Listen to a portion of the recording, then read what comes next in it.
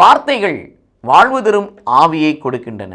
இது இயேசு கிறிஸ்துவுக்குள் பிரியமான என் சகோதர சகோதரிகளே, இந்த நிமிட நட்சத்திரக்கு இயேசுவின் நாமத்தில் நான் உங்களை அன்போடு அழைக்கிறேன். வார்த்தைகள், கடவுளுடைய வார்த்தைகள் வாழ்வு தரும் ஆவியை கொடுக்கின்றன. அடிப்படையிலே 1 யோவான் 1:7 நாம் செய்த பாவங்களை அறிக்கை செய்து பாவ மன்னிப்பை பெறும்படியாக ஆண்டுடைய சன்னிதானத்தில் சமூகத்தில் வருகின்ற போது இயேசு கிறிஸ்துவின் இரத்தம் நம்மை சகல பாவங்களிலிருந்து சுத்திகரிக்கிறது. பாவ மன்னிப்பு நிச்சயத்தை பெற்றுக்கொள்கிறோம்.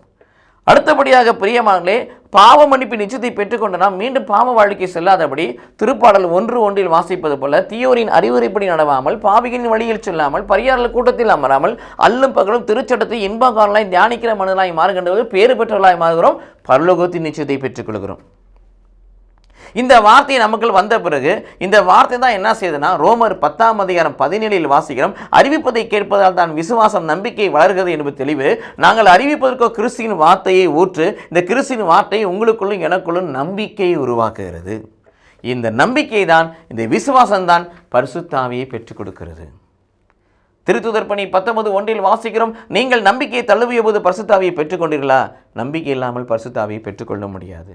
எபேசியர் 3:17 வாசிக்கிறோம். நம்பிக்கையின் வழியாக இயேசு கிறிஸ்து உள்ளங்களில் குடிகொள்வாராக. நம்பிக்கை இல்லாமல் நாம் பரிசுத்த ஆவியை பெற்றுக்கொள்ள முடியாது. யோவான் நற்செய்தி 7:37, 38, 39 வாசிக்கிறோம். அங்கே சொல்லப்படுகிறது, யாரேனும் தாகமாயிருந்தால் என்னிடம் வரட்டும், விசுவாசம் உள்ளவன் குடிக்கட்டும், நம்பிக்கை உள்ளவன் குடிக்கட்டும். அவன் உள்ளத்திலிருந்து ஜீவனுள்ள தண்ணீரை, உயிருள்ள தண்ணீரை ஆராய் பெருக்கெடுத்து ஓடச் செய்வேன். யாரை குறித்து அவர் அவ்வாறு சொன்னார்? அவரில் விசுவாசம் கொள்ளும், அவரில் நம்பிக்கை கொள்ளும், நம்பிக்கை கொண்டு பெறப்போகிற பரிசுத்த ஆவியை குறித்து அவர் அவ்வாறு சொன்னார் என்று எழுதப்பட்டிருக்கிறது. நம்பிக்கை இல்லாமல் பரிசுத்த ஆவியை பெற்றுக்கொள்ள முடியாது.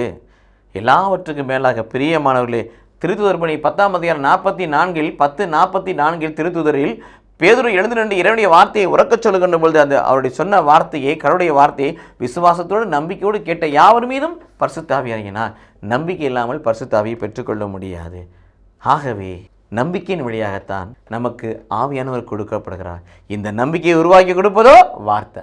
வார்த்தையின் வழியாக நம்பிக்கை வழியாக பரிசுத்த ஆவியார். ஆகவே தான் என் வார்த்தைகள் வாழ்வு தரும் ஆவியை கொடுக்கின்றன. பழைய மொழிபெயர்ப்பில் வாசிக்கிறோம். யோவான் 6:63 என் வார்த்தைகள் ஆவியும் உயிருமாயிருக்கிற.